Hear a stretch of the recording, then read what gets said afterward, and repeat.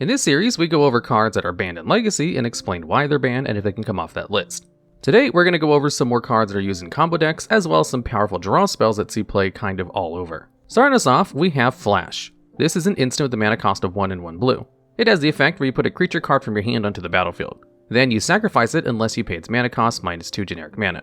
This card was banned in June of 2007. Now, why was Flash banned? This card was part of the infamous turn 0 win with Protean Hulk. This means that you could win the game going second on your opponent's first turn, usually before they even played a land by stopping them during their upkeep. Hulk is a pretty broken card in its own right.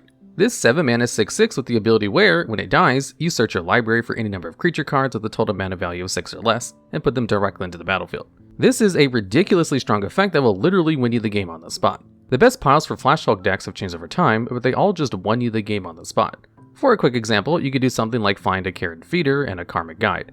Guide reanimates a creature from your graveyard when it enters the battlefield. This lets you get your Hulk right back, then you can sacrifice it to Carrion's ability to use it again. Then you just find Kiki-Jiki Mirror Breaker. This is a creature with haste, letting you activate its ability as soon as it enters the battlefield, and has the ability where you can tap it to create a token that's a copy of target creature you control. That token has haste, but you lose at the beginning of the next end step. So, what you do is activate its ability targeting the guide, and then sacrifice the guide to feed her. You make the copy using its ability to reanimate the original guide. Then you sacrifice your Kiki-Jiki to feed her, and use guide to reanimate Kiki-Jiki to get it back untapped. You just repeat this loop until you had as many creatures as you want. Eventually, you stop the loop to grab your Hulk again to tutor out some cards like Blood Artist to turn all those extra tokens that you're about to lose anyway into damage. This is only one Hulk pile, of course. Flash is just the best card to allow you to get your Hulk out and kill it all at once. Now, this is a 2 mana spell, so how exactly is this a turn 0 kill? Well, the turn 0 kill is actually a bit difficult to get to work, since you kind of have to draw a perfect hand. You basically need to open Gemstone Caverns, a land that allows you to start the game with it on the battlefield if you're going second, by exiling another card from your hand, and if you do, you can tap it for any color of mana. Then you can use a card like Elvish or Simian Spear Guide to add 1 extra mana to cast your Flash. You could also use 2 guides and Metamorphose to get the blue mana you need, but this was kind of going too deep on the strategy. You would mostly play Caverns and the guides, and usually try to win on turn 1 most of the time, and just be happy if you happen to open the turn 0 kill. Due to just how powerful this combo was, Wizards banned the card. Now, could Flash be unbanned? This is a big no, but not necessarily because the card would be too good outright. Legacy has even more cards that can counter this strategy than there were when the card was banned. Cards like Leyline of the Void and Force of Will can help a lot, but new cards like Endurance can help decks interrupt the combo for 0 mana, allowing them to interact with the turn 0 kill. However, the issue comes from the fact that a lot of decks can't afford to play these cards, especially in the main board. There are quite a few viable strategies in Legacy that rely on playing early interaction to stop your opponent if you're trying to combo off. However, in order for them to do that, you have to have mana.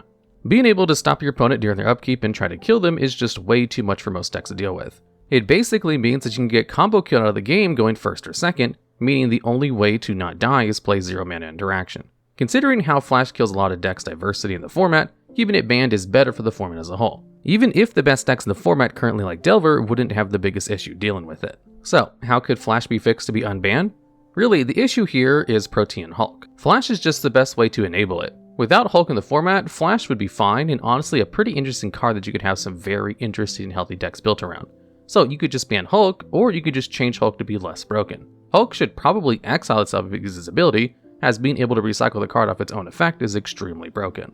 Additionally, it should probably be made a little worse overall as well. It should be restricted in how many cards it can search out, so that you can't do things like search any number of 0 mana creatures for other combos.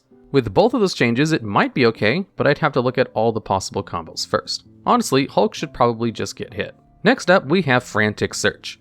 This is an instant with a mana cost of 2 and 1 blue. It has the effect where you draw 2 cards and then discard 2 cards, and then untap up to 3 lands. This card was banned in September of 1999. Now, why was Frantic Search banned? Well, the ability to draw 2 and then discard 2 cards for basically no cost is extremely good for combo decks that need to find specific cards. Sure, it does make you go -1, but if you only need to find a few specific cards to win the game, that doesn't really matter. And since the card doesn't actually use any mana up, you can still play out your combo in the same turn if you do happen to draw into them. You can also make this card even better by combining it with any number of other cards. The easiest way to make this card better is by using it with cards that like to have cards in your graveyard. If you discard a card with flashback, you're not losing as much card advantage, making the card a lot better. However, this is a bit slow for combo decks in Legacy. Instead, people have more often combined the card things like High Tide to make extra mana. Tide makes it so that each time you tap an island for the rest of the turn, you add an additional blue mana. So with a card like Search, you can tap 3 lands for 6 blue mana, cast Search to draw some cards, and untap those lands and tap them again for 6 more mana, giving you a crazy 9 blue mana. With all this mana, you can cast a ton of draw spells, then cast more copies of Search or similar cards like Cloud of Fairies to make even more mana. Once you do that, it's pretty easy to put together a combo to win. Due to just how broken these combos were, Search was banned to rein in these high-tide combo decks. Now, could Frantic Search be unbanned? This is a soft yes. The issue is that the best uses for this card require you to have lands in play, which is a pretty slow win condition for Legacy nowadays. Having to wait until turn 3 to start your combo is pretty terrible in a format where most combo decks can kill you on turn 1 or 2. Combo decks are simply too focused on winning the game as early as possible to be interested in waiting until turn 3 for Search to really be effective. Next up, we have Treasure Cruise and Dig Through Time. These are 2 draw spells that share the Delve keyword in common. Cruise is a sorcery that costs 7 and 1 blue and lets you draw 3 cards, while Dig is an instant that costs 6 and 2 blue and has the effect where you look at the top 7 cards of your library and put 2 of them into your hand, then you put the rest in the bottom of your library in any order. Delve makes both of these spells far easier to cast, letting you exile any number of cards from your graveyard to help cast them, each one paying for 1 generic mana. Treasure Cruise was banned in January of 2015, while Dig lasted until September of the same year. Why are these cards banned? The issue is that they're just far too good at drawing you cards. Filling your graveyard with cards is extremely easy to format like Legacy, where decks are built to run so low to the ground. Most decks play tons of 1 mana spells like Brainstorm, or even 0 mana spells like Lotus Petal and Mishra's Bauble, or the previously mentioned free interaction in the form of Force of Will and Endurance.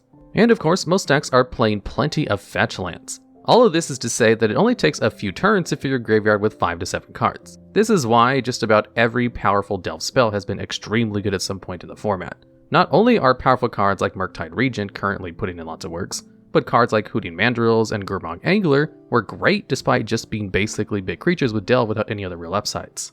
Now, these big, fat threats are amazing, and getting to draw cards is great, so it might seem like the power of these cards is pretty in line. The thing is, this kind of card advantage is a lot harder to get a hold of for this little mana. There are quite a few cheap threats like Delver of Secrets, Death's Shadow, and Tarmogoyf. Sure, these all have their own downsides, but so do the Delve threats. It's much rarer to just be able to draw 3 cards in the format. Expressive Iteration has pushed Delver to the forefront of the format due to being a 2 mana draw 2 with a downside. Both Cruise and Dig are similarly strong cards that are ultimately a bit easier to work with than Iteration. This powerful draw would be pretty crazy for any blue deck, no matter what they're trying to do. Aggro, mid-range, control, and combo decks would all be playing some number of these cards. Since this draw power would make blue decks way too strong, Blizzards went ahead and hit the card. Could Dig Through Time and or Treasure Cruise be unbanned? Dig Through Time could be unbanned, but Cruise could not. The main difference is the fact that Dig has 2 blue mana symbols in its cost. Having to pay 2 actual blue mana for your spells makes it a lot slower.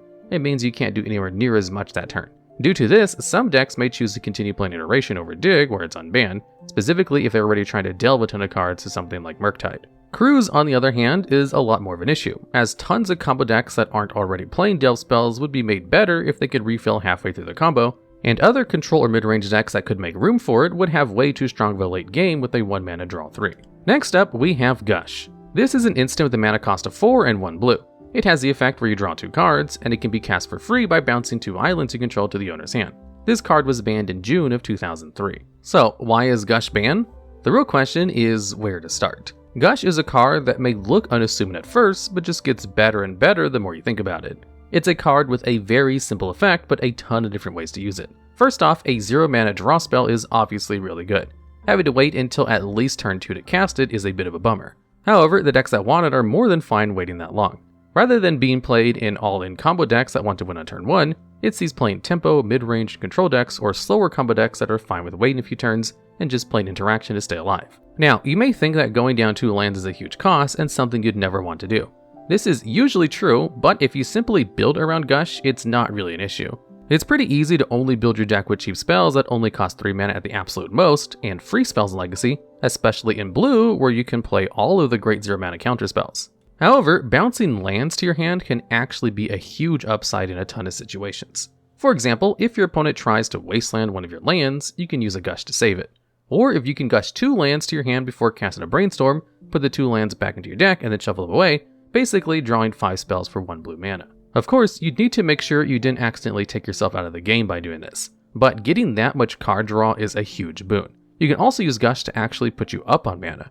If you only have 2 lands on turn 3, you can tap your lands for mana, gush them back to your hand, and then play one of them again, getting you a total of 3 mana. This is, of course, only the very tip of the iceberg. There are so many ways to make Gush just a little bit better, and getting that much mileage off of a card that is, I'd like to remind you, a 0 mana draw 2 is way too strong. This card would basically make blue so much better than every other color that you'd basically have to play it to win it all. So, could Gush be unbanned? No, not at all. The card is still way too good, and it would be great in Delver, the best deck of the format. The card needs to stay banned. Finally, we have Hermit Druid. This is a 1/1 creature with a mana cost of 1 and 1 green. It has the ability where you can pay 1 green and tap it to reveal cards from the top of your library until you reveal a basic land card. You put that card into your hand and the rest into your graveyard. This card was banned and extended in December of 2003 and remained on the legacy ban list as the format split. Now, why was Hermit Druid banned? This card doesn't seem to have a very powerful ability, only really drawing you a basic land and milling a few cards. However, what if I told you could just simply not play any basics in your deck? Well, that would cause the Druid to rip through your entire library with reckless abandon, throwing each and every card directly into your graveyard. Then you could do the old oops all spell strategy. You reanimate your Necromoeba, use them to flashback a Dread Return, and Thoracle remains a mistake of a magic card. This basically makes Hermit Druid a 1-card combo that instantly wins you the game. Now, the exact combos were very different all the way back in 2003, but Druid has been able to win you the game off of a single activation for most of its lifetime. This was simply way too good for Magic all the way back in 2003, so the card was banned to stop it from running amok. Could Hermit Druid be unbanned? This is a soft yes. There are a few good analogies for this deck currently legal in Legacy, though this version of the deck would have some notable upsides and downsides. Cephalid Breakfast is built around the card Cephalid Illusionist, a 2-mana 1/1 that mills you for 3 whenever it becomes the target of a spell or ability. By combining this with a card like Nomad's Encore, which could target it with an ability for 0 mana as many times as you wanted, you could simply mill your entire deck. This lets you pull off all of the same combos as with Hermit Druid. The big difference is that you need 2 cards in the battlefield to pull off the combo. Druid has the amazing upside of only needing you to draw it to win the game. However, it does have another big downside, namely the fact that you have to cast Hermit Druid, wait a turn, and then activate it thanks to Summoning Sickness. This gives your opponent an entire turn to answer Druid before you can do your combo. It also means that, without some sort of mana acceleration, the fastest you can put the combo together is an entire turn slower than the Cephalid Breakfast combo. So the deck would maybe be a better version of Cephalid Breakfast, or it could even be a solid addition to the deck by making it even easier for the deck to find its combo. However, this is the kind of thing that just about every deck in Legacy is ready to deal with, either by comboing faster, playing interaction, or just plain lock pieces that stop them from doing anything anyway. This might be a little bit too good, but Doomsday is a pretty busted combo deck and it's fine in Legacy. So Hermit Druid is probably fine to unban. Alright, and that's the video. If you have any ideas for future videos similar to this one, please let us know down in the comments below.